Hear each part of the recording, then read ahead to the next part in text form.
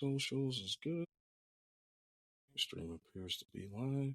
Okay, got that out the way. All right. Get this show on the result. All right, let's get to it. Ladies and gentlemen, welcome to season 2 of the Crisp Logic Podcast, episode 26, season 2. Deuces in the building, man. We are ready to roll and change things up a little bit. And I'm excited, brother. Brother Zay, it's your boys. We back. Brother Zay, man, how you feeling heading into season 2, man, starting tonight? We good, Second season, 26th episode. It was a great first 25. We hope for another great 25, 50, 100, 1,000, whatever it may take us to be. Like, whatever that may be. So, I'm happy to be here. Simple kicking the ass. Started out in February, and we here. We 26 in. Indeed. So, yes, indeed. It's a good accomplishment, Every podcast don't make 25 episodes. So you're damn sure about that, brother. Like I said, I did one before. I had a great experience doing that, man. But we made it to 77 and kind of tailed off. A little bit after that, just due to life getting in the way, man. But I'm pretty confident with this one here. A lot of noticeable progression made with this, man. And like the last time, man, we live on social media now, man. We trying to expand that reach and get things cranking and going. So I'm definitely excited, man. But your boys is back. It's the Crisp Logic Podcast, man. Be sure to tap in. Hit us up on all of our social media links as well. We are on just about every platform: Facebook, TikTok, Instagram, X. Be sure to follow. Also on all the social media outlets because we're trying to increase our streaming power and increase that reach to the masses as well. And also, let's make sure we also support our boy, Zay. Got a little bit of news to share with the people about the Behind the Lines with Zay. Tell them a little bit more about the column, man, and the progression you made here recently. Yeah, as I've been doing for the past month and a half, writing the sports column, doing it once weekly. And, as of this week, I hit number 76. Ranked on the platform and risers in sports, 76. Okay. In the first 90 days. Well, actually, within the first 45 days, I'm 76 on the platform ranked. So hoping to go, take off from there. I was able to get my first paid subscription, so I'm officially a paid writer now. So it's a good feeling. It's a great feeling. Yes, sir. Yes, sir. Yes, sir. That's what I like to hear, brother.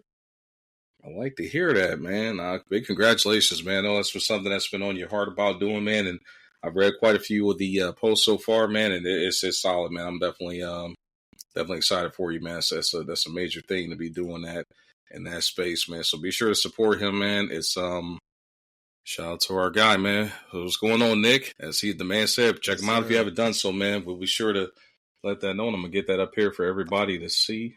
And I hope it's a better product for you guys. Like, the first time I did it, Nick can speak to it. I actually added like photos and stuff like that to make it look like an actual ESPN style column with photos of the players that I'm talking about. So yeah, like I'm trying to evolve it, get it better. So hopefully everybody enjoys it and tap in. So I'm trying to make it big with that. So it's a passion. It's an outlet for us. Well, for me. If you are someone that's out there to consider writing and it's just something that you like to do, just jump into it. Like, jump into it. Don't think about it. If it's a passion of yours, just do it, bro. Just do it. Nah, and to double down on what you said, man, from when we first, I've been kicking around this idea, man, pretty much after you and I kind of linked up at the old job and stuff like that. And I just have been talking about it. And in us, man, we just got great, dialogue and discussions about sports in general. We kind of see things enough in alignment and enough differently for it to make for good content, man. But I go back to them days, man. It was slow at the job. We wasn't generating a lot of sales at that point, man. And you was like, hey, if you're going to do it, you know what I mean? Just do it, man. You know what I mean? And I remember us starting real small, man. Just recording simply for the sake of going on Spotify and all that, man. No video. None of this existed right here in front of y'all, man. There was none of this. You know what I mean? Then you took it a step further.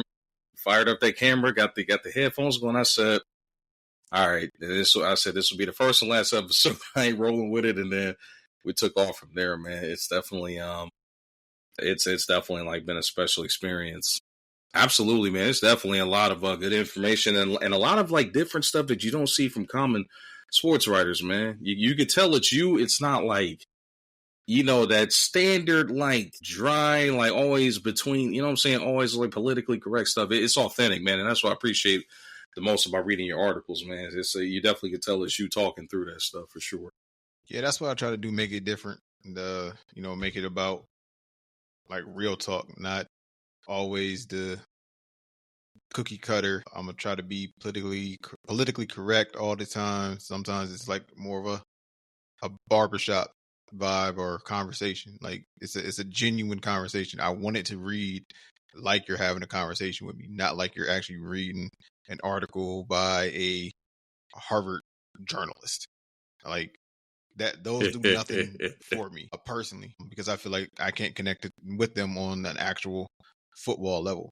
So it's just try to be a genuine, authentic conversation that you can read every single week. So that's my goal with it. No doubt about it, man. Nah, definitely big shout out to you, man. Like I said, you've been cooking with that stuff, man. And like I said, I'm excited to see where it's going to continue to head for you, man. I can officially say I'm trying to be like, you want to grow up, my boy? Nah, man, I'm trying to hit Stephen A's level, man. 40 mil a year, chase. Right. You know what I'm saying? Private jets, private security. I don't know about all the private security teams, though. I would like to have that money. You better have a private security team at $40 million a year. Yeah, you're right. That probably is going. I'm 6'2", 240, and I'm well equipped physically, but I'm walking around with 16 Suge Knights if I make $40 million a year. 16 Suge Knights, nah. You know what I'm saying? Big old no neck, you know what I mean? Like, going back to Nick's got a question for you. Let me post that one more time. Nick says, going back to an article, who is your early favorite for Rookie of the Year? Which is a good way to segue into our segment, man. Here, let's talk some NFL talk coming on for week 3. But offensively, I think I even said it on the pod. Right, it's TT, bro. It's McMillan. Like, in my opinion, for offensive Rookie of the Year, Panthers wide out, right? Yep, Panthers wide out. Like, he's been the best. Like, I'm not falling into the Quinshon Judkins camp yet. He had one decent game, and he had a long run. It is not because he's a Buckeye. It's because, like, okay, he had a long run. He hit 95 yards versus a very good Green Bay defense. Great. But what is he doing after that? Like, what is he going to do after that? I gotta see more. And, people are like, oh, he already got more rushing yards than Ash and Jinty. I'm like, he also ain't getting 9 in the box like Ash. And I seen a crazy stat on Jinty today. Jinty has 144 yards rushing on the season. Okay, let me know if this makes sense. 4 yards of rushing on the season, but he has 145 yards at the first contact. That's insane, bro. That means I'm fighting for my fucking life. Literally, like, man, like, boy, brothers getting met at the line, in the holes, on the edge. Like, damn. They stack in the box. They don't have a true one out there. Like, yeah, they have Brock Bowers, but they don't have a true one. They don't have a true wide out, yeah. Like, Jacoby is good fantasy-wise, but I'm like, he's not a true number one. So he's and then Will Johnson and Mason Graham, they both been balling early on the defensive side, but I guess you would say the early favorite, because of how crazy he did ball out, is the kid Makuba, the safety from the Eagles. Like, he been balling, stepping in as a starter immediately. I don't know how the Eagles keep getting it right with the secondary. Whoever is over their scouting department for the secondaries is top tier over the last 2 to 3 seasons. Yeah, like, they haven't missed. They really haven't missed. Like, they all contribute. The Gene, who I called out before the Super Bowl, watch out for him, and sure enough, what he do, get a pick 6 in the Super Bowl. Mitchell, UT guy. I'm with the UT. So, but yeah, it is what it is. I would say Makuba is probably the front runner for Defensive Rookie of the Year, but don't be surprised if Mason Graham gets about 5 to 6 sacks and gets that Defensive Rookie of the Year, with him being on that interior of a very strong and stout defensive line in Cleveland. Okay, got you. I ain't gonna lie to you, man. I've been following too closely to like give me like an early projection as far as like rookie of the year talks, man. So I'm gonna trust your judgment on that. And also, yeah, your boy, the Mecca. Also, yeah, Offensive rookie. Yeah, he's producing. And I have my only reservation about Emeka is simply he's not the one. Like, he's not the primary. He isn't wide receiver one in the system. He has Mike Evans. So, like, if TT had a Mike Evans, he'd be just as open. Now, Emeka is exceeding my expectations, but I also think that's because Godwin still isn't back. So he has to step up. But he's answered the bell, so I can't take it any way away from Emeka. He's answered the bell, and he's performed in the first 3 games. he's definitely looked strong out the gate, man. I've just been like watching like the stats, man, and he's definitely been solid, especially considering he's really like the wideout 3 for them, and obviously with the injury to Mike Evans, man, that's going to open up for him to get even more, targets like here in like the near future. So, but that's what I was just saying. Like, he's had Mike, he hasn't had Godwin. Now, if he's forced to be wide receiver one in the system, let's see what he does. Now, if he takes the reins and he's still just as productive, now not opposite of Mike, no problem.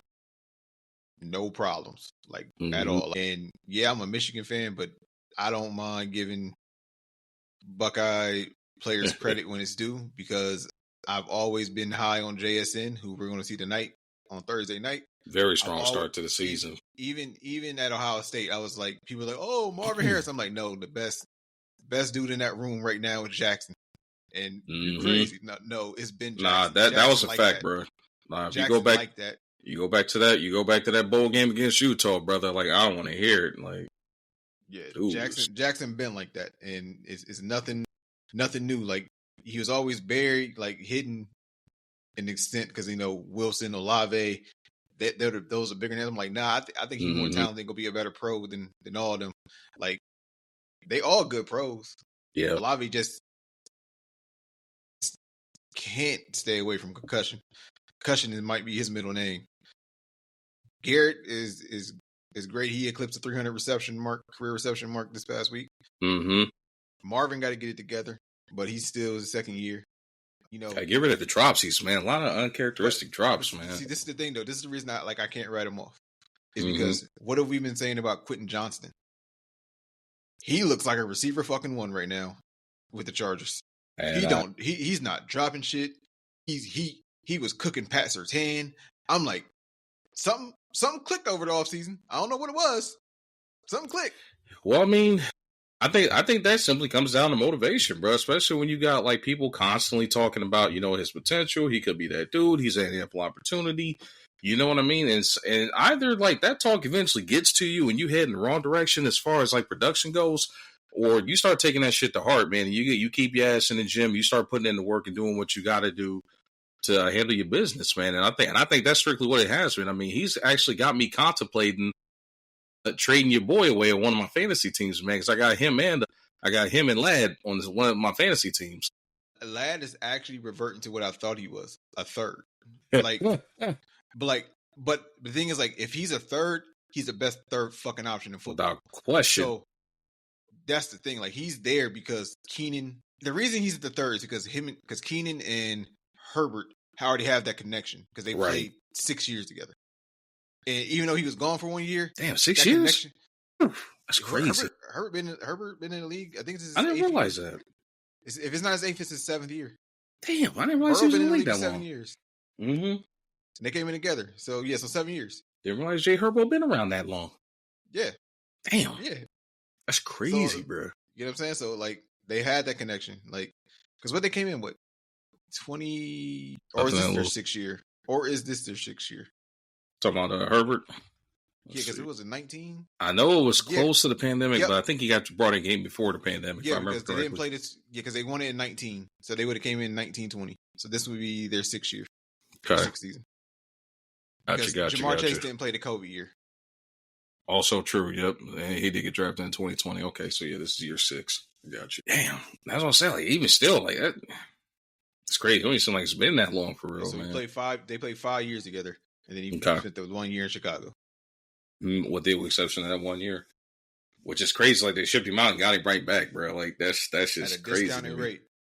At a heavily discounted rate, like, and that makes it even more diabolical, man. Like, damn, like we had Mike Williams before that.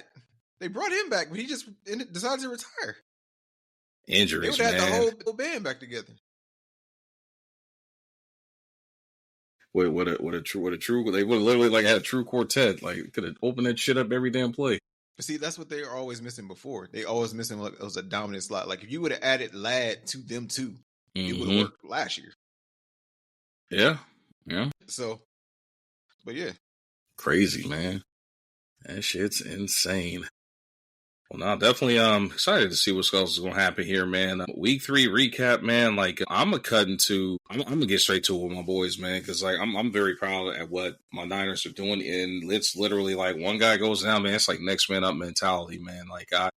And unlike last year when we were having like devastating injuries like left and right, they're finding ways to respond, and I just got to give Kyle Shanahan and John Lynch credit for just talent evaluation, man. They've found guys left and right, whether it's like cast-offs, guys that weren't getting underutilized, plugging them in and getting instant production. Like I remember people was like giving us so much shit with how many like pieces we lost in the offseason, man, like this past offseason. You already went through it, Charvarius Ward, Zay Green being out, losing Hufanga, like a bunch of like fringe, like all pro players, man. And for them to like be sitting here in week 3 at the top of the division, undefeated, and even with all these injuries, I mean, you're still talking that with no Brandon Ayuk, no George Kittle, Brock Purdy's missed 2 out of 3 games so far, and not the most like explosive like stats popping on the page out of Christian McCaffrey. Juwan Jennings being in and out of the lineup. Demarcus Robinson really hasn't even played for us yet. Like they've been doing all right. I know it's still early, and I know it's not against like the most elite competition, but that bar exam was, if I had to see where we really were going up against an Arizona defense, that was like pretty damn solid. That shit, it came down to the wire. They had to really like go out and win that game because Arizona was not going to give it to them, especially when Kyler started cooking, hitting late in that game.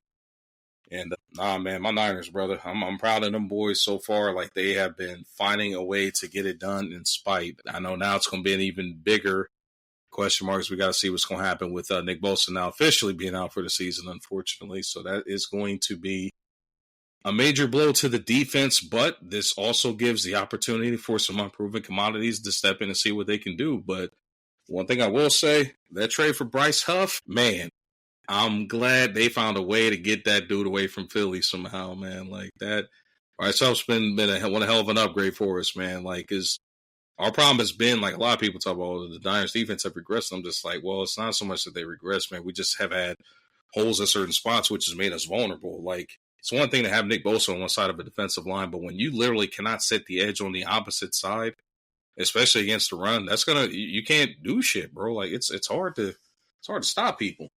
You need guys that can set the edge and like the right kind of pieces, man. We was just throwing like, whether it's has-beens or guys that just didn't have it, man. But I got to give these guys credit, man. They've done a hell of a job surviving the injury roller coaster. But 3 weeks in, Niners are undefeated, man. What's your thoughts on them so far in particular, considering the injury battles that they've had to go through? Cardinals gave it away.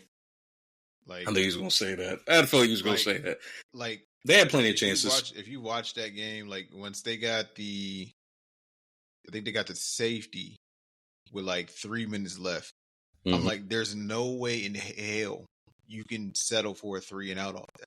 All you got to do is get 1 first down, really, and that ball game is done. And they failed to do it. Like, and it was there. Like, it was there for the taking. Like, you can't mess that up. And I understand they'll be like, oh, well, we had to pivot.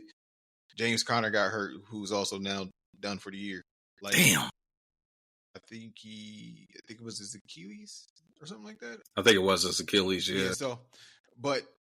So he's done. So now, damn, like, Kyler, go be who I know you can be, because there's not many people that can scramble like you. It's you, it's L-Jack, it's Fields, Jalen, and that's kind of almost where that, like, Drake May's trying to step into that conversation, but he doesn't have the wiggle of them. Like, he's just like, and I guess you could be like, oh, Josh Allen, because he's a brute. He's more like the Cam Newton. Like, Josh not Allen Cam Newton speed, but he can move. Yeah. but he's a tank. Like he'll try to run through you. He needs the yard. He will lower his shoulder. He'll do it. As we've seen on multiple occasions. Willingly, he'll do it. So, nah, bro, definitely got some Gronk in him or something, bro. Like shit. Yeah, so he don't play with fear. So, like, Kyler has to win games like that if he wants to take that next step and go into that next conversation. Because those four I mentioned out in that situation, I don't think they lose. Like, I know after this last performance, the way the Lions harass L-Jack, people were like, man, we don't know. I haven't seen L-Jack get harassed like that ever. Ever. 7 sacks, I've never seen on Lamar.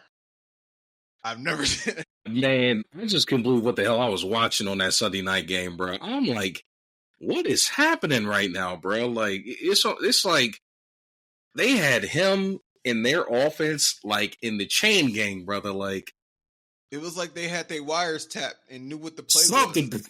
Like something. It got crazy at times in that Monday night game. Like, but, that shit was crazy, bro. But yeah, so that's where I'm at with it. Like, they 3-0. They in the NFL. You can't take any way away from it.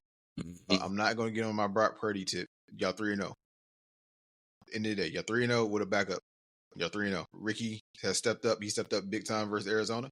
I wish this was his rookie season, but which I kind of expected him to do. Like, I think he's probably the best actual receiver in the room, even over Brandon. Currently, Ayuk. Yeah. Like, because I never thought Ayuk was really like that. I thought he was a benefit of having Debo being underneath to open him up over the top.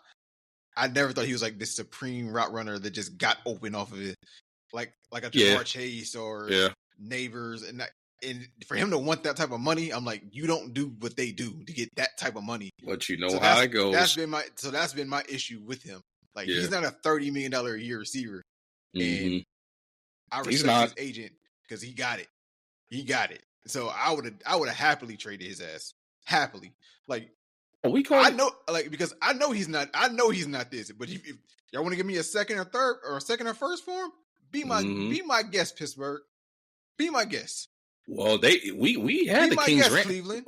Hey, and that's what I was just going to say. We had the Kings ransom offer from Cleveland and also New England, but he didn't want to play there because he knew he was not going to put up them numbers there. He know what it is, man. So it was like, look, man, you got your $30 million. You up there, your bag is secured. Like, just get off this antics, man. Yeah. So that's been my thing, and it's not saying that he's not a serviceable receiver. He definitely is, but he's a true number two. I don't think he's a number one. Like, he's a true number two. Maybe would be even like a elite 3 in a certain offense, but. You know, he is definitely the beneficiary of having that kind of talent around him. I think that's what he was for y'all. I thought he was an elite 3 because I thought it was Ayuk. Yeah, because the reason you can argue who was first between Debo and Juwan. Debo and the tight end, George Kittle and Kittle. So you can argue who was the first between them. Yeah, and then it was him. He was the third. And honestly, if you want to be ignorant, you can say he's the fourth because of fucking Christian McCaffrey.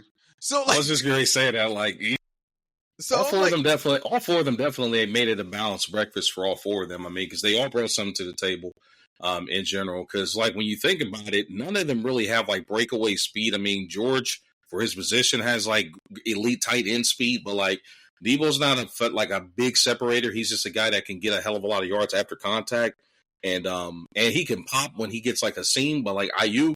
Guy that can keep the chains moving. He's not a guy that can stretch the field or beat anybody over the top or whatnot. He does. He's got great route running skills, but like other than that, bro, like he's a B plus, B average receiver. If you ask me, man, like I never really thought that like Ayuk was like a difference maker. He's not like, I know you and I had to talk about like the CD Lambs of the world, but I can't put him in that realm because he's not a guy that is going to command a double team. I saw enough of it when Debo would be out or if George Kittle was out and the production wouldn't be there.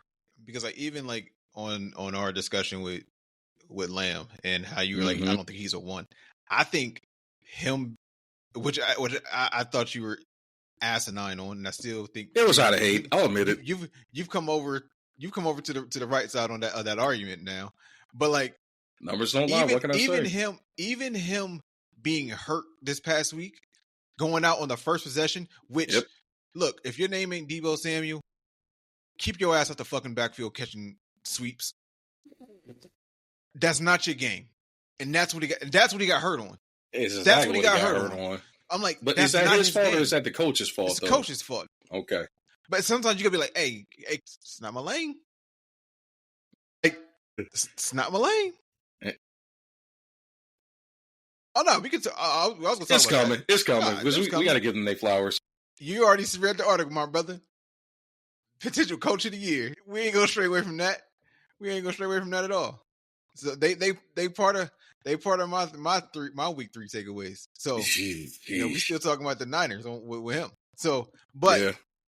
CD, him being out and how it changed the offense, and also to reinforce that Pickens is not a 1, guys. He's not. He's not a 1. He needs to be a 2. And everybody, he has the talent to be a 1. He does not have the noodle to be a 1. The noodle. So well, nice. I see what you did there.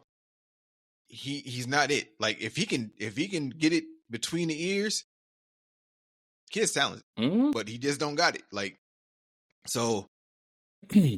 But CD's a 1. Ayuk is not a 1 or a 2, in my opinion. Like he's a 2. He's a 2. Okay, sure. I'm about to say, like, damn, bro. But he's probably best suited to be someone's 3. Like he's not the best 2, and he wouldn't be the best 2 in the NFL. So him getting paid 30 is crazy because you know I'm not a fan of paying 2s 30 because T Higgins, the fuck is you doing? 30 million, why? And the defense is still starving. But I digress. Man. Let me get off that soapbox. Yeah, no, I mean, I can respect the argument. I mean, I definitely would be thinking he'd be an elite 3, but like no, I think that's a product of the system itself. But I think he's a solid number 2. I'll probably put him in the same breath as like a Chris Godwin caliber kind of player. Like I think he could be an effective if they have a number 1 like that. Godwin better now. I probably would say that's accurate for now, but you know. Well, before the injury, Godwin was better than him. Yeah. So, that's fair. Yeah, but my takeaway is it's my 2 that I talked about in my article. It's still my 2. And I didn't pick 1 as my division champions, which would be the Indianapolis Colts. Shane Steichen got the boys cooking. Daniel Jones, hopefully he doesn't revert. I don't know. I've been thinking about this, Frost. Should he evolve from the Danny Dimes? Does that have a negative connotation on it? Or should he just be known as Daniel Jones now? Because he's a new man in Indy as of the first 3 weeks. So I'm still trying to figure that out. Should he be Danny Dimes? Should he keep that moniker? Or should he just, hey, I am Daniel Jones? Or Indiana Jones? Hey. What I'm going to say is this, bro, because when you hit a certain level as a talent, I feel that you deserve not just to have a nickname, you can make an argument to give yourself multiple nicknames. And Danny Dimes has been there for the flashes that he did show briefly in New York in certain moments. But we got to be honest. I know that you and I were very critical of the Giants when they refused to pay Saquon Barkley, but wound up cashing him out, right? And then obviously when they lost him in free agency, the wagon fell out off underneath the bottom. But even with as bad as it was for Jones in New York, bro, like he did not deserve that kind of an embarrassing exile from Indianapolis, man. I truly think that your boy, Danny Dimes, was on some Batman shit. And it kind of lines up here when you think about it. He was exiled from Gotham, New York City, in embarrassing fashion. He got himself in the lab, fought his way into getting an opportunity, because we was like, going to the Colts. Shit for the Colts. Initially, we still had some hope that Anthony Richardson was going to do something to stop the inevitable from happening, but bottom line, I jumped on that train. You definitely got out that boat earlier. I give you that. I give you that. Now I'll use him in the Madden Dynasty franchise quickly, but not in real life. Nah, but I hate to say your boy's like that quarterback you recruit on college football, bro. It's like he's got the stats up front, but boy got normal dev trait. Just progression is limited in it. He's capped the fuck out. And I ain't even talking about like his shit in real life. Like talent-wise, he might be capped the fuck out, like literally. But Jones might be the Bruce Wayne like story of this season, bro. Like I think it's a deadlock. He's going to win the MIP, like flat out. Like it's going to go to him. Barring him having an epic meltdown. Also true, because it's going to happen at some point. There's going to be a bad game that comes, but I just think that you can just simply keep Danny Dimes and add as our guy. Just put it right here in the chat. You can simply add Indiana Jones to the bucket. It's a new season, a new chapter. The Dark Knight has risen at this point. Or is it the White Knight? And I'm not saying that because it's skin color, guys. Oh, obviously, but I know where you're going with that. I see what you did there, but I know what you're doing. I know where you're going. You can easily. I mean, I wouldn't go White Knight only because he's definitely more Bruce. The white helmet. I know where you're going. Blue, I know where you're going, but I'm gonna have you back because this is what we do here, right? I won't give him that because I don't believe he's Harvey Dent or Two-Face. He's not. He is not Gotham's White Knight because he is the hero that Gotham needs and the one that it deserves as well too. He's not just the Gotham needing his true hero, But nah, man, Jones is continuing to defy logic, man. He's got them cooking. I mean, a good piece of that. I mean, he has done well when he's had elite running back play with him. You know what I mean? Because we saw flashes of it in spurts in New York when they did have Saquon, and Saquon was able to stay healthy. But Jonathan Taylor, brother, God bless America. Top 5 back. Yeah, right now. Top 5 back. Yep. He been that way since about week 8 of last season. Mm-hmm. He's been that dude. You know what I mean? And it's just, I think it's like a perfect storm kind of came together. He's like, he was cooking towards the back end of last season. Add on the fact that Jones came in, and I think this is what happens when a guy that has been exiled, ridiculed, embarrassed, but he's got something to prove. Like it might have been the ultimate slap in the face that he needed. You know what I mean? To for him to reach his true potential. Because you're seeing all the stuff that they taught, that some of the scouts that defended the Giants drafting him as high as they did, we're starting to see it now on a more consistent basis. But he's defying the odds. The Colts are 3-0, man. Hey, they are by far the surprise of the league this season, man. The Colts are looking mighty tough. And Danny Dimes, Indiana Jones, hey, they undefeated still. And then my other half of that is who I did predict to win the AFC West, the 3-0 Chargers, with who you felt Justin Herbert underperformed his entire career, and all he doing now is looking like, in my opinion, front runner, way too early front runner for NFL MVP. So that's where I'm at with Justin Herbert. Justin Herbert is taking that next step that I knew that he would, and it was the reason I picked the Chargers. And now to win the West. Just go. Like I'll give you flowers. You were so far you've been accurate, but as Robert De Niro said in Heat, there's a flip side to that coin, and it's not even to throw shade at him. It's for me accurately predicting a team that the armor is starting to decay. In the Chiefs, it's starting to show. It's starting to show. I gotta see more, man. That was a tough way to open your season. That's good. That's good. It is. That's good. It was brutal. But they played nothing but teams I picked to win their fucking division. He definitely Chargers, Eagles, like that alone. This is the Chiefs, though. And then they got, but see, that's the thing, though. People also got to understand. You may know, and I know that I know, when you are a top team, you pull the toughest fucking schedule in football. That's the reason that Phillies opened up the way that they have. Like, and still coming out like they should have lost this past week. But hey, when you are resilient, shit happens. 2 blocked field goals, 1 took back for a touchdown. They should have lost that game, but they were resilient. AJ Brown said, "Hey, I know he went to. He was like, hey, give me the fucking ball. I know he did it. So when you are resilient, things happen. And then also this needs to prove. Stop. I'm not saying stop running the ball. Run the ball. Mm-hmm. Get AJ the fucking ball. AJ is too talented to end the game with 1 catch. He is too talented to end a game with 3 targets. He's too fucking talented. treat him like the top 5 receiver that he is. Mm-hmm. Because that's what he is. He's a top 5 talent for sure. Because he is exactly what Seattle wanted DK to be. Facts. But we also knew this if you watched them at Ole Miss together. Mm-hmm. He's always been the better receiver. And people don't throw him in that physical freak mode because he's not 6'3", right? But he's 6'1", 30, and can run. He's really like a bigger Debo. That's a better pure receiver. Facts. Than Debo. So yeah, I get you that. So I'm like, give him the ball. And sure enough, whenever he gets active and goes crazy, they do not lose. Because it also will open up Saquon. That and now you can't stuff the box. No, that's a big fact. And also the fact that they are assisted by blind refs as well, too. Every good team is. You just got to get over that. Not like how the Eagles be, brother. Because every good team is. And not like how the Eagles be getting it, bro. That damn tush push, bro. Hey, I counted damn near 2 to 3 false starts that should have been called that, they just seem to be turning a blind eye to. Yeah, I'm just saying, bro. Stop it.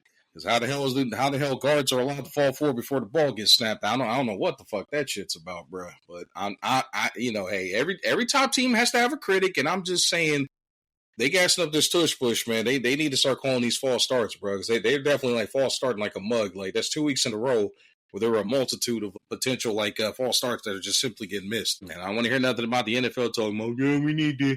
We're gonna call it a little bit more closely. Get the shit right, bro. If you see them about to run it, get the ref in the right position and call that shit, bro. Like, it's cool. It's cool. Don't get me wrong. They run it better than anybody. They run the quarterbacks, rush, whatever, better than anybody. But like, damn, bro, like some of them shits is blatant, like blatantly being missed. So I got to say, other than that, Eagles are definitely having a wonderful start to the season. I am in firm agreement. They need to get A.J. Brown the ball because I think that's also what's allowing some of these teams to stick around in some of these games where it's been close. You know what I'm saying? So, yep. But no, Eagles are definitely they're cooking with gas right now. But I do want to ask one question here, and I just want to make sure I get this stuff right before I pop this question. Make sure I get this right. One piece I do want to hit on real quick before we move on to talking college football. So after week 3 wraps up, this is the crossroads where certain teams are at a path of whether it's time to make drastic changes. You could be getting ready to change your strategy on how to progress through the rest of the season, and it just flat out might be over. We currently are sitting at after week 3, and we have several teams that are 0-3. Currently, that list consists of the following. We have the New Orleans Saints, New York Giants, Tennessee Titans, Houston Texans, New York Jets, and surprise, surprise, Frost's collapse predicted accurately, in the Miami Dolphins, sitting there at 0-3. Out of those, let's see, that's 6 teams. Zay, your call on, can any of those teams turn their season around sitting here at 0? What is your definition of turn around? Potentially get to the playoffs. No, none of them. You're writing all 6 off? None of them. None of them can get to the playoffs. Let's work down the list real quick, and then I think it's pretty obvious the Saints are cooked. I think you and I are in agreement. We don't Saints need to might not win a game. Winless? They might not win a game. Have you seen them play? I have seen them play. I watched the 49ers when we beat them. Yeah, and that's what. And maybe that game gave me. And it took a heroic effort from Kamar to keep them in that game. I give you that. He's a running back, and he getting dinged up already. Like he's it. He's it. Him and Olave is it. And even Olave, they tried to give Olave that bubble versus Arizona, and Will Johnson said, not today. I don't know how he didn't get concussion on that, because Will Johnson lit his ass up. To the shelter room. It was shades. It was shades of Sheldon Brown hitting Reggie. Damn. Yeah. Are you saying he hit that man with a felony hit? Oh, for sure. When you gotta be on your fist crawling out, yeah, that's what happened with Olave. Yeah, it was a wrap. It's a wrap for you, Ray. It was a wrap. So I think we're in agreement. Saints are cooked. I have no rebuttal to that. I think you're 100% accurate. The Houston Texans, their season over with for sure, or can they turn it around? if anyone was on the list is able to turn around, it would be them. But I'm still saying no. 0-3. I think only one team has ever made the playoffs after starting 0-3, and I do not think it becomes a second with them this year because it's gonna sound like bias. I never thought CJ was like that, and he had the first great season, and that shocked me. And I was like, he's gonna regress, and he's gotten worse. Like he's worse now than he was last year, and he took a step back in the sophomore year.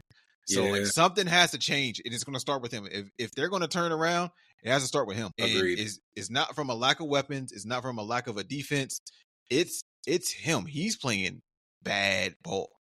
Like bad ball. And it's like the same thing with Trevor Lawrence. Mm-hmm. Like you expect so much more from them and they just don't deliver. Mm-hmm. It's like, what is going on? And with the crazy thing is we've seen CJ deliver. So it's not like, so we know that you're capable of doing it with CJ. And he just doesn't do it on a consistent level.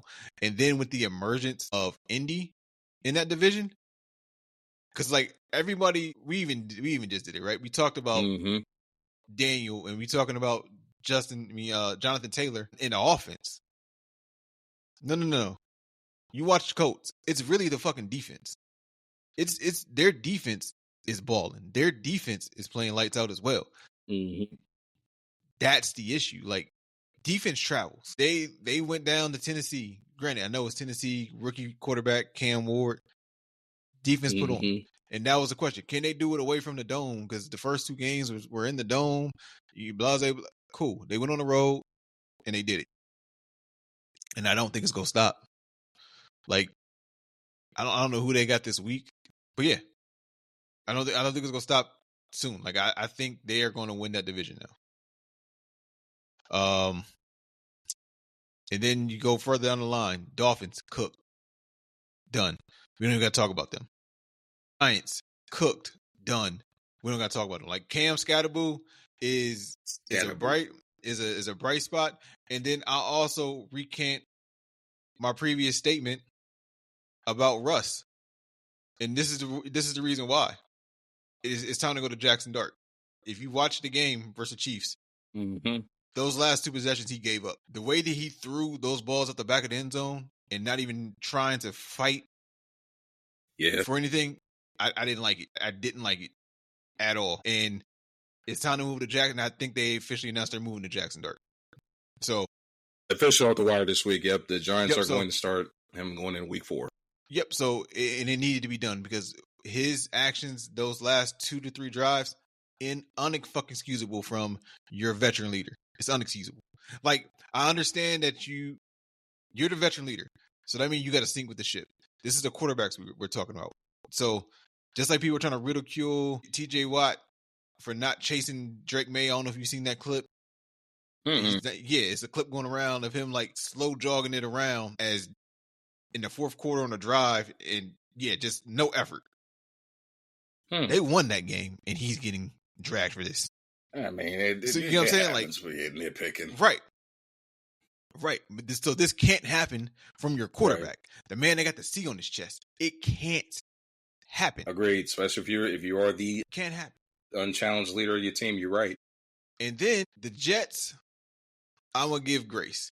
They don't have their quarterback, who's out injured. He played great the first week against a team who is now 3-0 in the Steelers. So that's one. So they didn't lose to a bad team. They should have fucking beat Tampa with the backup quarterback this past week. That's another one. And it's a rookie head coach, first time play caller as a coordinator, first time play caller as a defense. They're gonna need time to get everything to gel together. So I'm gonna give them a little bit of grace. And people are like, well, the Saints is the same thing. I don't like Kellen Moore. I never have. I never felt he deserved a job. We there. I never felt he deserved a job. Yep. So it is what it is. Moore, bro. So it is what it is. Like, so that's how I felt about it. So, and I don't know what he's doing. He's not even Kellen Moore, who's supposed to be an offensive genius, isn't even putting Spencer in the right situation. Like I'm not even putting on Spencer. It's like bad play calling. Like so, granted, we all know Spencer isn't that guy anyway. Right. But like, still put him in positions. Like, we could have said the same things about Daniel Jones not being that guy. We've said it on here. Right. But Shane Steichen is putting him in He's positions to definitely be successful. Correct. And that's all you can do as a coach. Like, if you're putting him in positions and then he's not delivering, that's a completely different conversation. Because honestly speaking, yeah, the Giants, that was a winnable ball game for the Chiefs, like versus the Chiefs. It was. He didn't make the plays. He Nope. didn't. Like, so it just is what it is. Like, if he would have showed up the way he did versus Dallas, I know, completely different team. But we're gonna get to him too. The effort. He didn't give that same effort, in my opinion. And that's where my issue falls. I'm like, yeah, you got to go to Jackson because you can't allow that to infect your team to feel like that effort is okay. Yes, sir. I don't care if you're 0-3. You can't let that be like, all right, this is the standard where we can just mail it in and be done with it. And that's what I feel that Russ did, which I've never seen Russ do that ever before. Right. Denver, Pittsburgh, definitely not Seattle. I'd never seen that. And that's why I'm like, yeah, it's time to go ahead and go to Jackson. Like, because at the end of the day, man, like, yes, this may not necessarily be like a playoff season for them. However, the door is open. I mean, right now they're 0-3. It's looking a lot bleaker at this point, but the door is still open if they could possibly get hot. Because, I mean, there's only a select few teams in the NFC in general that are like deadlocks for the playoffs. I mean, I still don't think the NFC North is going to get all 4 teams in. I mean, they may potentially get 3 out of 4. But that remains to be seen. 3 are going out the North. Packers, Vikings, and Lions, they're going. Yeah. Bar no health issues. Yeah. That Bears team is good, but I don't think they get in. And speaking of the Bears showed why I was also not thoroughly convinced that Russ was like ready to cook. I mean, he had one game, but it was against arguably the worst damn defense in the NFL right now in the Dallas Cowboys. I mean, there's a common denominator right there where Russ cooks and has looked mediocre in 2 other games, and Caleb Williams arguably having a breakout game, if you want to call it that, against the damn Cowboys. They stink. They are garbage. You know what I mean? The matter of fact, as far as I'm concerned, they should be on this damn list. You know, if it wasn't for the fact that, you know, they have a puncher's chance of winning some games because their offense has some potential with it. They seem to have found a piece of a running game with their backs, but, you know, just still like that they can't stop anybody, bro. And I don't give a damn. Like, this ain't the early 2000s NBA where you can simply go out there and score more points and have yourself win a championship. You got to be able to stop people, bro, because at least you have to have a chance of stopping people, bro. Like, their defense is laughable, bro. Like, and and here's the scary part about that. I don't even think if they didn't even trade Micah away, that it was going to be that much better. It wouldn't have been. And that's the scary part. Yeah, that's I mean, why they traded him away. That's why I tell people, like, when some people try to, like, you know, oh man, they shouldn't have.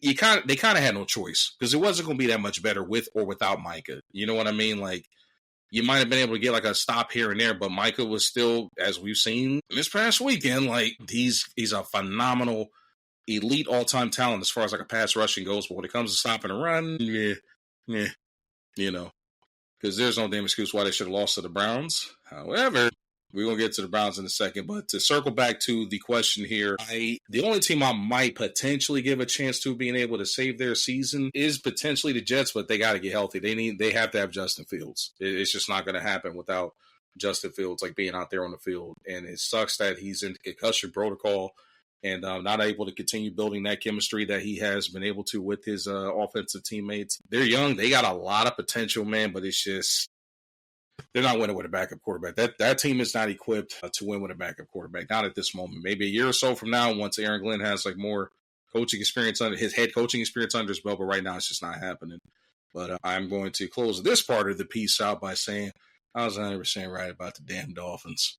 Period. It is over. They might as well blow it up, pack up Tyreek, start like they fire sale. It's fire sale time, bro. They are not coming back from that hole.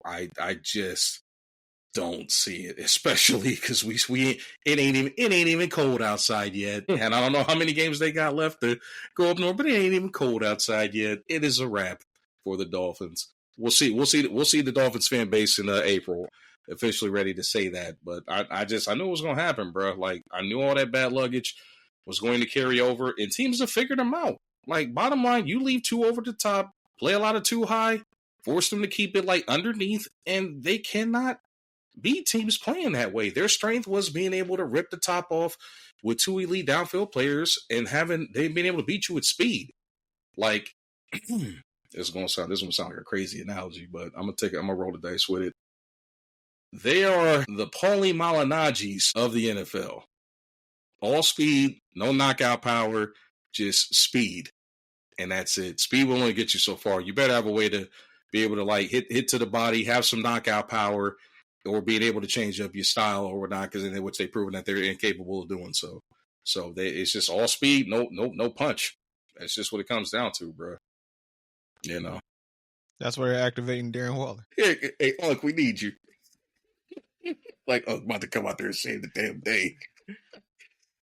Oh, I forgot. I didn't know Darren Waller was still active, bro. He came out of retirement. For him. What the hell do they think this is? When they taking a page out of the Chargers book, they called up Antonio Gates after missing his fourth training camp. Like that shit about to help. Ridiculous, bro. Pack them up, man. It's a wrap for the Dolphins, bro. It is. Clayton. It's Clayton, Rocky. Clayton's. But man, it's a wrap for the boys, man. It's just I hate. It's one of those moments I hate to be right in this, and the fact is, like with them in particular, I'm so flagrantly right with it. Talking about the Dolphins, bro. I read the funniest article. What's that? About them blasting Tua. So basically, I'm all ears for this. Basically, it's the fan base coming to the realization that they are paying a quarterback to go out there and throw with his non-dominant hand. The only thing he does in life is throw a football with his left hand. Nothing else he does in life he does with his left hand. Lucky lefty, you expect the seven. And basically the reason he throws left is because his dad was the only lefty in his family. Once he had Tua, he said he was not going to be the only lefty in the family and forced Tua to learn to throw left-handed. That's the article I read. Like, that's ridiculous. Like, that is so ridiculous. But it's still ridiculous. Hey, man. Hey, man, when the house is on fire, man, all the skeletons seem to run out. That's all I'm going to say, man. No, there's even talks of Pittsburgh trying to trade for Tyreek. Like, what are we doing, bro? Yeah, I don't know if Pittsburgh got the money to, but it'd be scary. It would be. It definitely would be. But, you know, if anybody can get something out of Tyreek Hill and have a, balanced attack on the other end or, even in the slot to offset that, it's definitely the Steelers. I don't know if they necessarily need him, but, Aaron definitely take him. Aaron ain't had a toy like that. No. Not a cheetah. He's never had a cheetah. He's had some big, he's had the Devontaes of the world, but he and the Donald Drivers of the world, Jordy Nelson, he's had some good, like, big sturdy, like, he's had some, as what they say on college now, he's had some contested specialists, but he has never had a speedster at his Yep. That's just flat out like got crackhead, like top taking, like, speed. He just ain't had that at his disposal. So, yep. But that's enough NFL talk for now, man. We are getting ready to switch gears and talk about the current state of college football. Week 4 is now in the books. We got some interesting developments that came out of this weekend. And I'm going to let you start off here and lead off, man. Your thoughts on the state of NCAA football in real life, IRL, after week 4. There's no dominant team in college football. Big facts. It's wide open, and there's no dominant team. There's no dominant quarterback as far as quarterback play. This is going to be the worst awarded Heisman winner in Heisman history. Not worse, bro. Hey. Name me someone that you're comfortable being named as like a candidate that's worthy of winning the Heisman right now. At this very minute, I got nobody. And that's the issue. And that's a problem. The only person that I would feel confident in to be like, all right, I could throw him in the conversation is John Mateer. But guess what? He's hurting out now too. So he's done. So who is your Heisman hopeful? Like, there's no great quarterback play. And like, this is gonna sound again like me being biased. But I live in Columbus and I'm a Michigan fan, so this is why it's gonna sound like bias. But I listen to sports talk radio.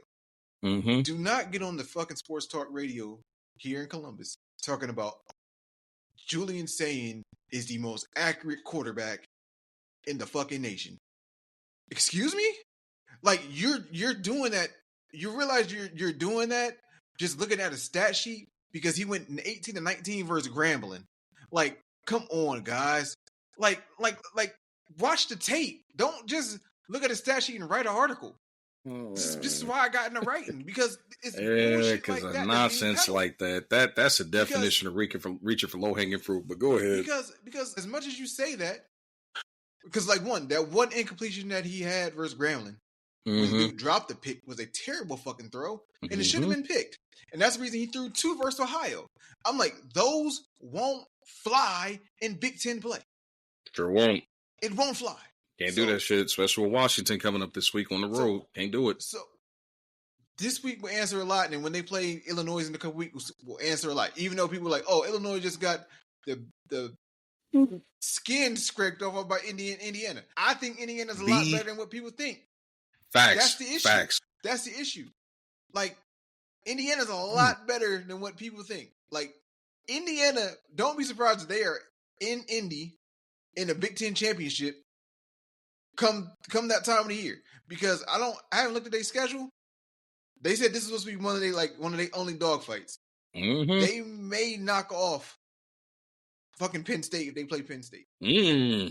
I've seen them play, and I think Penn State's the most overrated damn team in the nation. I'm with you. We're in agreement there. Overrated team in the nation, and I think Oregon's go beat the brakes off them in College Station. So they do got Oregon in a couple of weeks. So you're thinking they could run? Are they at Oregon? Let's take a look. That's at Oregon. That would be their bar exam, though. Yep, they'll lose that game, but it's not going to be. They're not going to get killed. They are not going to get killed. They won't get killed, and I also think just because of how shaky this top 5 is right now, like, I don't know if any, like, even like right now, as I'm looking at the top 25 right now, like, I don't know if, like, for certainty these 5 can finish unblemished. Like, the only one I think that's got a shot at it potentially, maybe Ohio State. Like, Miami, Penn State definitely going to have 1, if not 2 losses by the time we get late in the season. Miami got the best shot of going undefeated. Yeah, because like to quote you and everybody else, they in the tank conference. Clemson ain't Clemson. The tank conference, yes, sir. They hardest opponent will probably be Georgia Tech. Okay, and like, they'll beat them. At least they should be. Right. So outside of Florida State, because Tommy doing his thing out there in Tallahassee. Castellanos, he's cooking, bro. Tommy doing his thing. So that's gonna be like they only true test to me. Yeah. Like, so if they survive that, they're going undefeated. Until they play Georgia in the playoffs. And Georgia's going to, because I'm going to tell you this, if they play Georgia in the playoffs, Georgia will be trying to get their get back on back for transferring out. Kirby go be sending the house. Mark my words. Yeah, he definitely will be. Without question, he will be. He definitely will be. So what's your takeaways from week 4? Week 4, man, has been, obviously I got a chance to watch like a little bit more of some stuff that was going on, man. I still can't figure out how Notre Dame is still ranked. That's kind of like my biggest thing at this point. I don't know how the hell they're still ranked. It blows my mind, bro. Like, I mean, they're sitting right there at 22 hanging on. I mean, I know their schedule's going to factor into the equation. I don't know, man. Like, well, we know they lost to a top 10. They lost to a top 10 A&M. Yeah. They lost to a top 5 Miami. Mm-hmm. They beat the brakes off Purdue. Mm-hmm. So yeah, they'll be ranked. And they came in as a top 5 team. True. And come off a national championship appearance. I mean, that's one piece of it. And then the other, man, gotta go back to what you said before. Like Indiana, like I had a hunch that they were going to beat Illinois. I just didn't see it happening in that damn fashion, brother. Like 63-10. So look. BTA belt 2 ass. I'm gonna give you this. I was supposed to win Mm-hmm. $700. Illinois was my last leg of the parlay, and I felt so good going into that game. Uh-huh. And after the first quarter, I was like, "Yeah, I'm not opening this app again." I said, if you had that ticket in paper, you ripped it up after the first quarter. For sure. He just said, "We can't win, man. Mush bet the horse. We've been mushed." Because the thing is this though, it wasn't even like the score was crazy in the first quarter because it wasn't. I think it ended 14-7 in the first quarter. But if you seen the way the game was being played, you knew for a fact Illinois was not going to have a fucking answer. And then their best player gets kicked out because for targeting. Yeah, it's a wrap. It's a wrap for you, Brown. That is insane. But yeah. So your biggest takeaway is Notre Dame being ranked? Notre Dame being ranked and still it's like, man.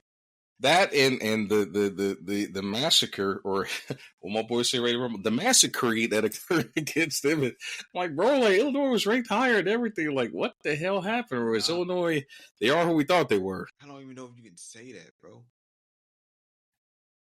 Is this Indiana's that damn good? I think Indiana is who we didn't think they were. Like, people gotta understand, after that game, their quarterback Mendoza went through 2 games, I think has 3 incompletions. Like, let that sink in.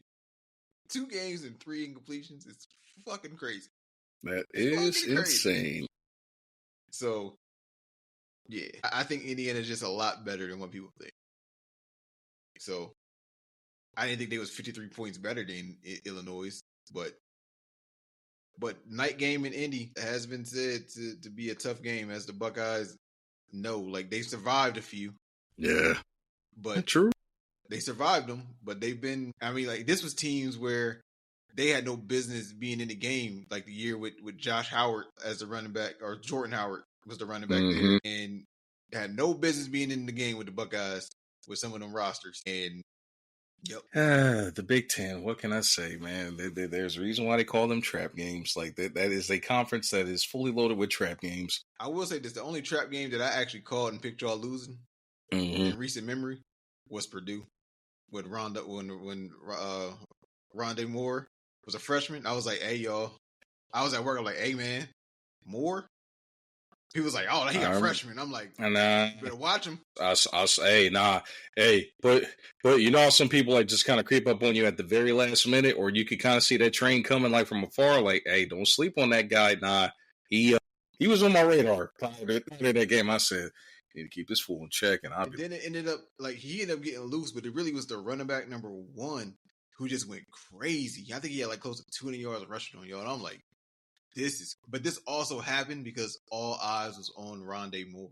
Like, that's the thing when you got a guy that puts that much fear in your team, brother, it totally changes the scheme. And the fact that we had a leaky rush defense during that particular season. What can I say? Shit happens. You know, that's why, like, I don't care what there's a reason why, like, as bad as Purdue has like been historically over the past 2 decades, there's a reason why some people have affectionately became to call them the spoiler makers, because they will mess your season up unexpectedly. You think you about to just waltz into, West Lafayette, man, and do that? Like, it'll hit you with the not so fast, my friend, in a heartbeat. Because if it wasn't for Chris Jenkins, y'all wouldn't have been to a natty the year y'all won it with Clorette. Yeah, true. Chris Gamble, yep, Mike Jenkins, all them boys. I mean, there was quite a few people that saved us that season, man. Like, the good old days of winning national championships, man. What can I say? I just need for them to handle their business come Thanksgiving weekend, and I can smile with my Buckeye gear proudly, and It ain't gonna happen in the big house. We're gonna see.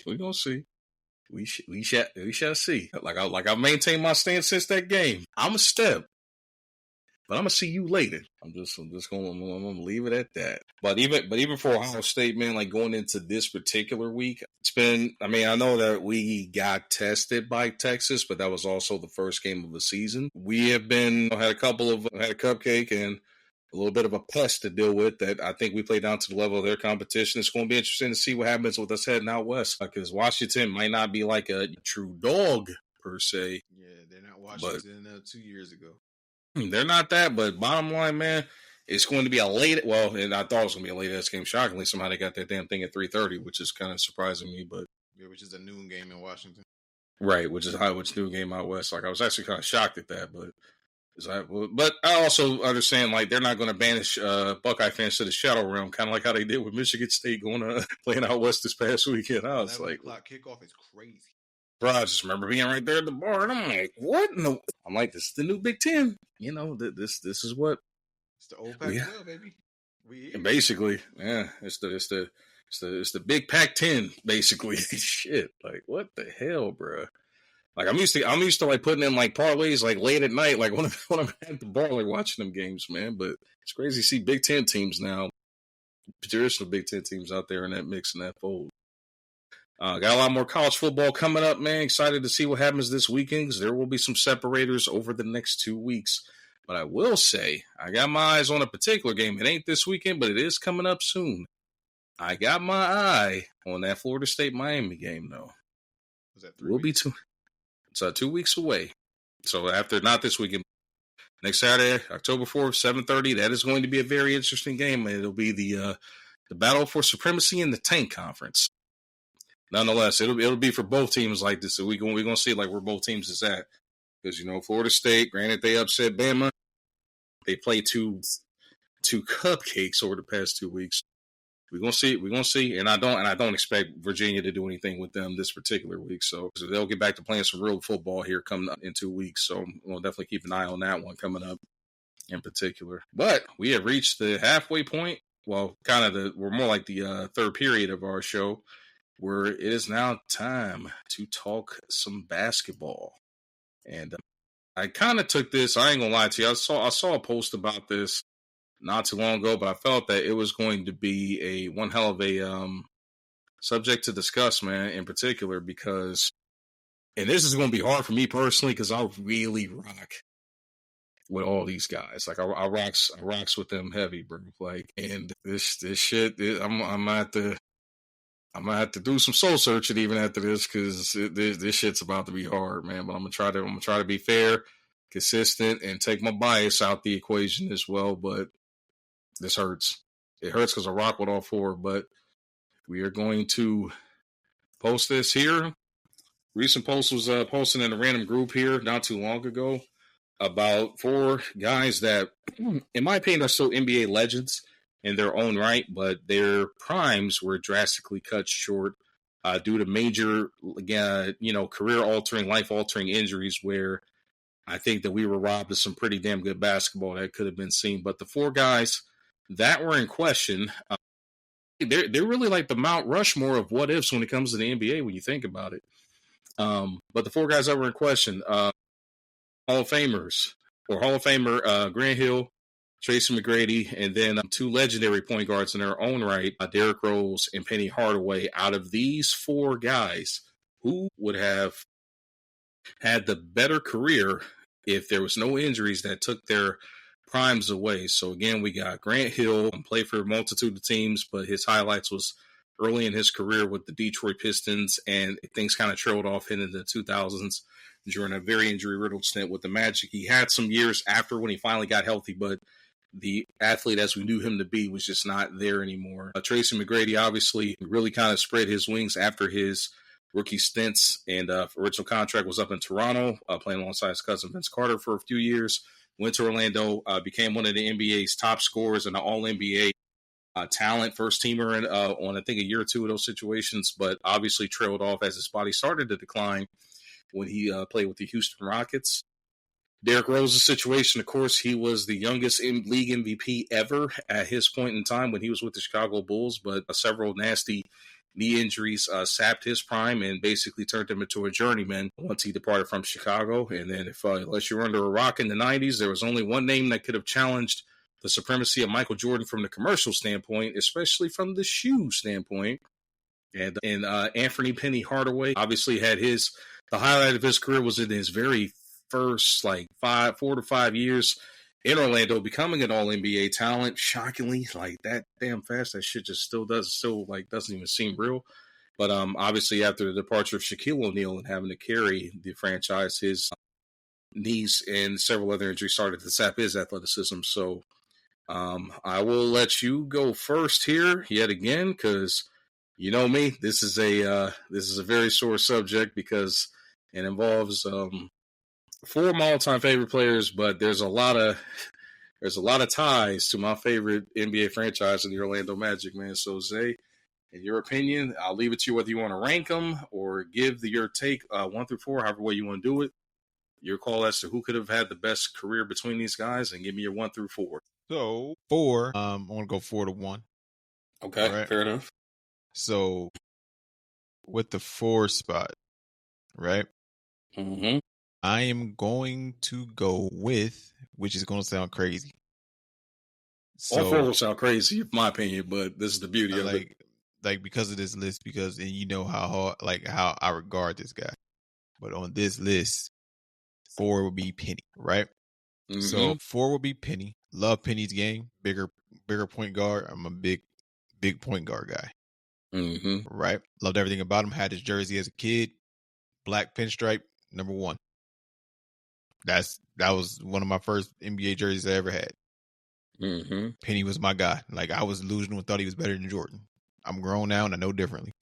But as a kid, couldn't tell me otherwise. But Penny would be my 3. My 4. Mm-hmm. 3, because you said career, is Tracy. The reason I go Tracy, his injury happened in year 10. So, as far as career goes, how much more did he have? That's that. We know what he is. You know he's a 32 game scorer 1 year. Rival in some people's mind, not mine, of being the best 2 guard in basketball for a couple years. And also with his recent rants, he's pissing me off. So I have him slide at 3.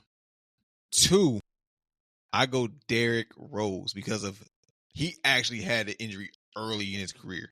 It happened at the end of year 4, and he won the MVP in year 5. He won MVP right. Year 3. He won MVP year 3. Yep. And then he got hurt. I thought it was year 4. It was around 2011. I do remember that. So yeah, that sounds about right. So or something like that. So or year 4 or 5 is when he got hurt. Mm-hmm. So that's where I'm at with that. So that would leave Grant as my 1. In essence, style for style, he was not physical, but he was Braun before Braun. 6'8", 220-ish, instead of being 260. Mm-hmm. It's giving you 27-7, 28-8. Could defend, could score, could distribute, could run the. Yeah, he's of that mold. Mm-hmm. And people were like, oh, well, his injury happened a little bit later. Yeah, but he didn't play on any. Yeah. He didn't. He got the old Joe Dumars as his second best option. It didn't really have a full cast around him in that Detroit era. Granted, you ain't gonna get Lizzie Hunter no credit. Fuck no. And then he said, "Fuck no, baby." Granted, he issued in, which I think is some of the best uniforms to touch the NBA. When they switch to that black piston and with the maroon and teal, they need to go back to them full time. They do. I rock with them heavy. Yeah. But it is what it is in regards to that. But because we are talking about best career injuries. Best career potential careers with an injury. Mm-hmm. I think someone's being left off this list. I already know where you're going. Where am I going? I think it's another guy that you and I both hold in high regard. That if he could have, especially because This dude was it when he arrived, and buddy, he used to cook. The hell, he's got moments where he cooked even when he was hurt. If it's the guy that I think that you're leaving out here, let me hold on. I gotta give a bit of suspense. Let me ask this: did he play out in the West? Yes. Is he playing at the same position as, say, T-Mac at the 2 spot? Yep. Was he drafted in the 2000s? 2006 to be exact. Yes. Here we go. Yeah. Does he have a Brandon Roy? B-Roy, yeah, fucking elite. Yeah. I think it's safe. He's got the honorable mention in this case, but yeah, because his injury happened in year 4. At the end of year 4. So, and people be like, well, he never averaged 25. We didn't get to see it. You know what, man? Just out of love, I'm gonna go ahead and tweak this up a little bit. We're gonna put like Roy is nasty, guys. Like, if you don't know, go watch some Brandon Roy clips. Like, it's the reason that even Kobe said he was one of his toughest guards ever. Like, it's a reason. Like, Brandon Roy's game is held in a crazy regard. Like, his allure is kind of like how, like, in modern times, people be talking about Odell Beckham. People with receivers be like, yo, who the best receiver you ever seen? Beckham ain't been, like, good on the actual production side of the NFL in, like, the last 6 or 7 years. And dudes be like, oh, it's Odell. Odell, the most talented receiver I've ever seen in my life. But we only see him in practice. He's the most talented dude I've ever seen put on pads. Like, that's not me saying it, because I don't hold Odell to that regard. But you have to listen when people who are actually in the midst of it, playing the game, are saying it. That carries weight. And that's the way Brandon Roy was regarded. So I think Brandon Roy deserves a honorable mention, because if he was in this, I think Penny might get dropped down to 5, and I would put him around 3, if not 2. Like, Brandon was like that. He was like that. I'm not going to dispute that. I mean, he is one of my top 5. Well, I ain't gonna say top 5. He's one of my all-time favorite players, even in lieu of the shortage of injuries. So I kind of knew where you was going with that. You should told me, man. It's all good. I appreciate you throwing the curveball. That throw the curveball. I had to keep that one. Nah, I'm gonna join the Flower Fest and give my man Brandon Roy his flowers, because he too. I mean, if you could always, like, open it up to 5, he would definitely be right there with the rest of these 4, man. And just, I mean, you know, Kobe was not the one to, like, provide guys like their flowers. Like, people had to, like, go out there and earn the respect and the admiration of the late great Kobe Bean Bryant. And Brandon Roy was right there alongside, you know, him saying that Tracy McGrady was his toughest matchup. But, you know, later on when that question was asked, you know, at that point in time, who was next up? And he definitively said Brandon Roy. Like, literally, like, his bag on offense was a complete, like, he could give it to you. He was literally a 3-level scorer. He could hurt you around the bucket. He could hurt you from mid-range. He could kill you from downtown. I still will never forget that shot he hit against Houston for the game in the playoffs, man. Like, it just, you know, before it was Dame time, man, B Roy was like dropping bombs and for them, man. So it's definitely got to give B Roy his flowers, man, and love for, you know, doing that to that degree. And I ain't gonna lie, man, I've been dreading this, man, because again, you know, I rock with all 4 of these guys heavy, but 3 of them just so happen to play for my favorite franchise, in the Orlando Magic. But it's time for me to, as far as being a Magic fan, it's time for me to go ahead and get this off. I'm going to take the same approach and go from 4 to 1. In my humble opinion, I think we are kind of on the same page there, with Penny being ranked there at number 4. And my reasons for ranking Penny Hardaway 4th out of this group is while he had a just, I don't know, it's very rare where you come in and on day one you're him, as Shaq said about Penny. Like, Penny was him right out the gate. 6'7", lengthy point guard, balanced breakfast, bro. He could take over a game as far as scoring goes. Masterful with passing the ball, very unselfish, could finish around the bucket, had the jump shot, had the handle, just like, and as much as you know, my mama named me after Michael Jordan. He's still one of my favorite all-time players, but there's levels to being a Jordan fan, because there are Jordan stands that just don't think that there's nothing to dispute as far as the GOAT, you know, Michael Jordan's GOAT resume.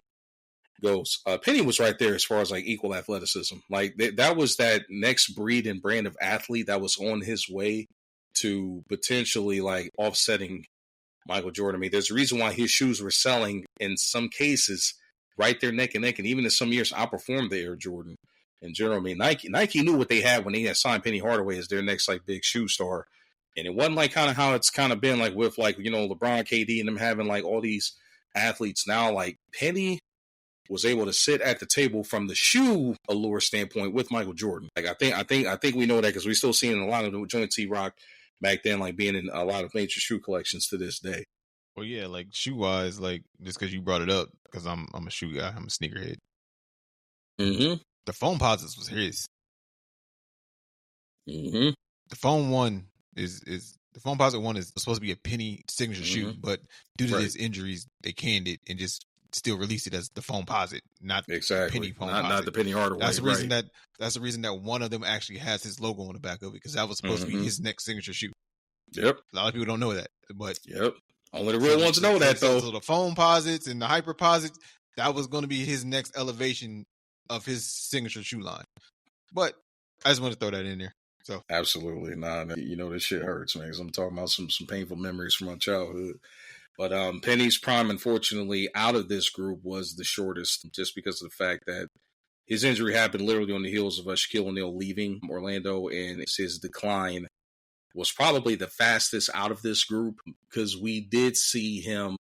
Because I do hold postseason success in high regard, like as far as like what you did when you were the lead dog, and if you still had some pieces around you. Penny still had a few pieces around him that was able to work, but even at that point in time in the Eastern Conference, man, like he just simply could not carry that team by himself. And the loss of Shaquille O'Neal basically eradicated any chances of like them being able to compete, you know. So like as the lead guy, add that plus the injuries, it was just hard. It was going to be extremely hard for him to continue to like, you know, carry that team. But add on the injuries, his prime was cut relatively short. I don't even think we really got a chance to see Penny Hardaway at his absolute best, you know, considering that step. So I got Penny firmly entrenched at number 4. Number 3, going to go with Derrick Rose at number 3. And don't get me wrong, Derrick Rose, like if there was ever another guy that the city of Chicago had to show love and respect to, it was the prodigal son himself, man. Derrick Rose, if you didn't get a chance to watch this dude, like before those injuries started piling up, you missed something that was like extremely special.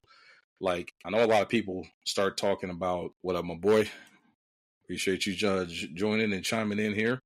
I know a lot of people, like, you know, especially the young cats now, like, you know, if you're talking guys that's been watching ball probably for the past, like, 15 years, all they remember is, like, the watered down version of Derrick Rose, like, post knees and all that. But if you was there in, like, the late 2010s to watch what this dude was doing, man, how he was carrying that Chicago Bulls franchise and, putting him on his back, because I mean, you're talking a team like, yes, they had defensive prowess, but like if you really go back and look at that Chicago roster, bro, that roster offensively was ghastly. We're talking like a miniature version of Rudy Gobert and Joakim Noah. Like he was solid defensively, but he could do nothing for you offensively. Carlos Boozer, the exact opposite, can do a lot for you offensively and did absolutely nothing for you defensively. Hence, he split a lot of time with Taj Gibson during that stretch. Luol Deng, for better or for worse, like, okay, but not like he really wasn't an elite like guy that could stretch the floor. He was like a mediocre, like, athletic guy, you know, like he wasn't really like a hellraiser. And take your pick as to the carousel of shooting guards they had during that stretch. Like, I still say they should have found a way to keep Ben Gordon in the house, man, but, you know. Then it was Ronnie Brewer. Then it was Rip Hamilton, the artist formerly known as Rip Hamilton by that point. Like, you know, Kurt Heinrich, they even tried lineups with Kurt Heinrich and obviously Jimmy Butler on the very back end of that. You know what I mean? So, you know, you're good, bro. No, I appreciate you tapping in, man. We had to call an audible on the start time, man. So, no, you're good, bro. You know, and because I know everybody in right now is watching their Thursday night football. Appreciate you showing up and showing love. But yeah, D Rose, man, like it was hard to watch the knee decline because that did happen about around like year 4 in his career, like right after the league MVP, man, and it just like kept happening. Like you just knew with each one, especially with how explosive D Rose was, man, like it was slowly like cutting down his career, man. It seemed like he might have had Adidas, man, like for as their shoe brand, bro. Like it seemed like they just did not have the best luck of injuries, bro. With injuries, like him and my boy Mac and even Gilbert Arenas and shit. I think the only guy that could have survived that purge. And Kobe got out before he got. Kobe got out before it started to get him too, brother.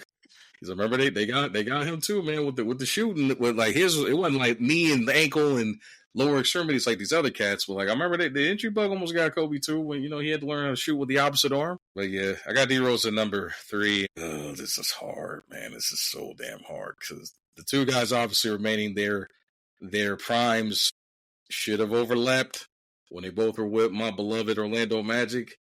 And it's hard, but I gotta keep it a bean. I think I gotta put Grant Hill at number 2, man. And I'm gonna go down with the bias hat being on here. And here's the reason why. Like I firmly agree that Grant Hill was like that dude. Like what we saw in Detroit with what he was doing. Like Grant Hill was not only a guy that could carry a team when he was like at his absolute best right there in Detroit. Like he proved that because Detroit was making some noise in the East. Even going back to the later days of like the Michael Jordan, Chicago Bulls era, I mean, they were like they're in the mix, and but at the same time, G Hill, man, was special, bro. Like, you mean again, like you've been hearing me say it a lot, and that's kind of become like a little bit of our thing, man. G Hill was a balanced breakfast, man. Strong, quick, had the handle, could make his teammates better, distributor. Like he was that dude. But oh, here we go with the sneaker talk. Money, you funny. Talking about the Crazy Eights. The Crazy Eights? I'll never forget your boy, my boy Starks, man. Starks TV, man. He's on the record for saying that it looks like Kobe shoes was written on a Walmart computer that had a virus on it with them Crazy Eights, but well, I mean, I still rock with them. It definitely ridiculous, but the Crazy Eights was cool. Mm-hmm. The Kobe ones were before their fucking times. That's the reason that they sell out whenever they resell them now. The one they call the moon boots. Whenever the bitches drop, they sell out instantly. And I actually wanted to get them. You talking about the crazy ones? Yep, that's what I'm talking about. Like, I wanted to get a pair of those too. So like, and this is before he even passed. Like now he passed. Yeah, you might as well try. You might as well not. So, but yeah, when those drop, they sell out immediately. They do. I'm gonna find a way to give me some crazy ones. They just always seem to come in when I'm got money tied up in other things. But I'm gonna have to eventually bite the bullet and commit the sin of buying off of StockX here soon. But definitely gonna cop me some of them. But I got Grant Hill there. Grant Hill also, I mean, you talk about a guy that like pushed the boundaries of like the shoe game. Like I rock with the feelers that he had, man. I had 2 pairs of them joints, man. I had the white and blacks and the white and blues back in the 90s when Grant Hill was like cooking in Detroit, bro. Like so. Man, I never forget, man. I had to make a hard choice, man. I never forget. I was like at a summer camp, man, back in like 95, man. My mom made me choose, like, you can only put one of them on until school start back, but you got to keep the others, man. And I unfortunately put on my Grant Hills and beat the bejesus out of them, unfortunately, at summer camp. But I had my fresh Air pennies to go back to school in, man. I miss having both of them shoes, boy. Just for Feet, man. If you lived in Columbus or Central Hall back in the 90s, man, Just for Feet was that spot where you can get your 13th pair for free. Had to be there to experience it. 13th pair for free? Yes, sir. And I got the number 12 before they had to file for bankruptcy. It closed up, man. Like, again, we just talked about bad memories from childhood, bro. Like, damn. Almost. And I think it was about to be a pair of Jumpmans. I was about to be my 13th pair, man. But, tough times. But got G Hill right there, which only leaves one spot for the guy that eventually grew into my favorite all-time player, all-time, and Tracy McGrady. And I know he's catching some flack for some of the things that he said, which I think a lot of that shit's getting taken out of context. But here's where I'm going to step in to defend some of his comments. They've been taken out of context, and unless you know the numbers truly in general, unless you know them, oh yeah, I definitely had a pair of them G Hills, bro. Matter of fact, if I can catch them on sale again, I'm probably gonna buy another pair again, bro. Like them shits is fly, Again, you had to been there, man. Matter of fact, the Grant Hill, the 1s and the 2s of his were pretty damn solid through Fila, but other than that, I would never invest in another Fila shoe, but definitely go buy some G Hills. But nah, man, like with Mac, you gotta know the math and know the details. So his injury history, it didn't necessarily start when he got to Houston. His body started to break down on him while he was in Orlando. And you got to go back and watch the tail. Drafted in '97, spent the first 3 to 4 years in Toronto. Then, believe it or not, man, in his second season in Orlando, the one where he took off and made All NBA, is where he started to have the back spasms, which slowly started to like take away from his game in general. So like I know the ones that people remember, like the knee injuries, the torn ACLs, and like the ones that were like it was clear it was taken away from him. But no, that really started when he had these back spasms. I'll never forget they were playing the Charlotte Hornets, led by Baron Davis at the time in the playoffs.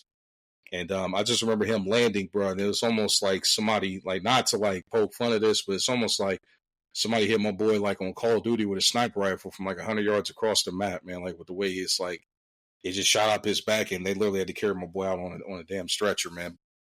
Ever since that moment, it just seemed like it started to pile up. Like I could even see it in his game, man, because it was a lot less like them explosive dunks at the rim, him being able to like blow by guys and shoot over them and all that stuff, man. So this is right after the his peak season, which was, I do believe that was the 2002 2000 no 01-02, where he had won his first scoring title and was neck and neck right there with Kobe, putting up the same kind of numbers, and actually I think even had a slightly higher scoring average during that stretch. But to his defense, man, like I know they talk about guys that carry some bad rosters, bro. I don't care, bro. I don't care who you pull up, who you find. Even the 2007 Cavaliers had a better roster than some of the shit Tracy McGrady had to deal with in the early 2000s. I mean, you know, he had guys like LeBron still had guys that could get buckets. Man, Mac did not have that, bro. And I know everybody hold that the playoff stuff again with him in Orlando against him in his resume, but yeah, I think if one. Ironically, we're talking about this now. Grant Hill could have been healthy. I think the story and the narrative could have been drastically different, because I do believe, like kind of like I was with Penny Hardaway, if Mac had some help, he would not have. There's a chance that he probably wouldn't have got hurt or had been having to play as many minutes and not only just be the leading scorer, he had to like be the point guard for him because they didn't have a point guard. I mean, hell, the one that they did have, straight away, Darrell Armstrong, his best friend. They got rid of him. Now he's down to relying on Ty Lue and Troy Hudson and some guys that a lot of people probably don't even remember as point guards. So, you know, I got McGrady right there for me as one, because, and maybe because I followed his career so closely. Like I just think he could have had the best one if he did not get hurt. Because that dude, in my humble opinion, had the same toolbox that Kobe Bryant had, and Kobe's even on the record of saying like he could do everything that he could do, but he was a longer athlete. So I think Tracy McGrady could have had the best prime if he had been able to stay healthy. Like there was moments, but he just couldn't sustain it because his body wasn't allowing him to do so. The back spasms, which was really where it started, is where like the true decline started. It definitely was well before he got to Houston. And that's my picks. So I got Penny at 4. And again, if and now kind of going back to what you were saying, if I had to include B. Roy in that bucket, I think I'd have him right there at number 3 too, with Penny sliding down to 5 and D Rose, in my opinion, sliding down to number 4. I think I'll probably have B. Roy right there at number 3, possibly 2, you know, because, man, something about the Trailblazers, bro. They've had like the worst injury luck with superstars, bro, through the years. So, almost brought up Bill Walton. Bill Walton, freaking Greg Oden. Like, you talking like guys. And the thing is, Bill Walton actually won an MVP and a championship. Mm-hmm. So what else would have been if he didn't get hurt? Like, what else? Like, he already had an MVP and already had a championship. So a lot of people don't hold that into that same regards. But I think his injury happened year 7. It did. And it still happened very early in his year. I mean, I think if we could put an honorable mention, Bill Walton needs to go in that bucket for sure. You know, I mean, he's definitely the biggest mystery when it came to big men, for sure. You know, it's because like you said, he won a title, was a league MVP, like arguably the best at that point in time. But like, yeah, man. Yeah, Bill Walton. R.I.P., man. Throw it down, big man. Throw it down. Like a lot, like it's a compliment when you get thrown into a conversation to where you already have like a Hall of Fame career and then you get hurt, but it happens early, so the people don't really ask like, oh, what would happen? Like the crazy, because the one, I know it's not basketball related, but the craziest one that you'll get is Bo Jackson. Not even Bo. That's not the craziest one. The craziest one that I feel is like, they be like, yo, what would his career have been if he didn't get hurt? Who? Ken Griffey Jr., the nigga with 638 home runs. You ask, dog, and you talking about back when I followed baseball, bringing up Griff, bro. But listen, like, man, he's 638 career home runs, and people were like, "What if he never got hurt?" Mm-hmm. Like, I want you to think about that. Like, I think it's 4 dudes that ever hit over 600 home runs, and for you to be like, if he didn't get hurt, what would his career have been? Nigga, he's 638. What do you mean? He's because of one person wanted to be a hater. He was supposed to be the first ever unanimous Hall of Fame. He got 99 out of the 100 votes. Whoever didn't vote for him deserves to lose their vote. Like, big facts. Like, it's ridiculous, bro. Like, 638, and you got the question, like, damn, what could his career have been?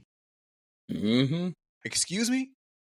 That's damn near asking, like, if Wayne Gretzky got hurt, what would his career have been? Oh, you mean the nigga that got 1,000 more points than the second place person? Just so you know, he's the most dominant player in any professional sport. If you ever want to debate that, Ken Griff? No, Wayne Gretzky. Wayne Gretzky, absolutely. So I'm pretty sure we'll get into that one day about just like dominant figures. I know people talk about Jordan. Nah. Wayne is on a different level of domination. Yeah, there's a reason. I don't follow hockey closely, but buddy, let's just say that is a guy that is a household name for a reason. Even if you don't watch the sport, that's when you know you are him when it comes to your sport. If people know who you are and they ain't watched or like can recall stuff to memory, but they know just because of that, and it's like you can say that name with 100% confidence, knowing that there's nobody that's going to challenge you. You know what I mean? So in essence, I guess you can be like, oh, he's Braun of the hockey world, because they look at Braun like he's a pass first guy. Okay, Wayne Gretzky has 1,000 more assists than the next person second on the list. All right. So that lets you be known that, oh, he was great at setting his teammates up. Up until this last year, he's the all-time leading goal scorer in NHL history. And it just got broken by Alex Ovechkin. Mm-hmm. But remember, he's a pass-first guy, but led the all-time leading goal getter in hockey history. But he's also by fucking far, the assist leader. Like, that will never be touched. That record will never be touched. That's gonna be pretty damn hard to touch for sure. Because, like I said, I think he's 1,000. I think he's 1,000 more assists than the next guy. Mm-hmm. Like, let that sink in. 1,000 more assists. It's an 82-game season. That's pretty crazy, bro. So, yeah, Wayne is like that. But I digress. It's been a great kickoff to season 2, episode 26. Yes, sir. You know, we tapping in. We hope to get more involvement, engagement from you guys. You know, we want to say thank you to the Knicks and the monies of the world. I'm not gonna call you by your government. So yeah, we don't want to. Don't do that this time. Yeah. So yeah, to the Knicks and money of the world, we appreciate you guys. We appreciate everyone that taps in. We appreciate everyone that comments, likes, follows, shares the pod, shares any information that we're putting out, anything that we're putting out. But we appreciate the support you guys are pouring into us. So we love that, appreciate it. As I always say, continue to pour into us as we continue to pour into you guys. Follow us on all platforms: TikTok, X, Facebook, Instagram, anything. You know, me, my column, Substack, also my Facebook page for that as well that you did be announced. Also, my Discord is about to be going live here soon. That will give you updates whenever I release something as well. It gives you push notifications. So yeah, tap in, continue to tap in with us. Like I said, we're trying to build more than just a platform. We're trying to build a community. So come with us, come embrace us, and we'll embrace you guys back. No doubt, man. We thank y'all for continuing to rock with us, man. We are still building, and just stay tuned for a lot of special things that are going to be coming here in season 2, man. But we appreciate everybody tapping in, man. And again, the challenge still remains, man. Who is going to be the next person that is going to be the third contributor for the pod? The challenge is out there, man. Again, we discuss everything as far as sports, entertainment, video gaming, you name it, brother. Bring it. We shy away from those subjects, at least ones that we can provide some quality content with. At least some things we steer clear of, but the challenge is there, man. So now anybody collaborate, man. Like I say, even if you ain't ready to get on camera, hit that chat up. We are definitely here for it. So, but that is going to call it a wrap for the 26th episode and the debut of season 2, man. It's been real. It's your boys Frost and Zay. We're going to holler at y'all next Thursday on the next episode of the Crisp Logic Podcast. Y'all be easy. We out. Be easy. Peace.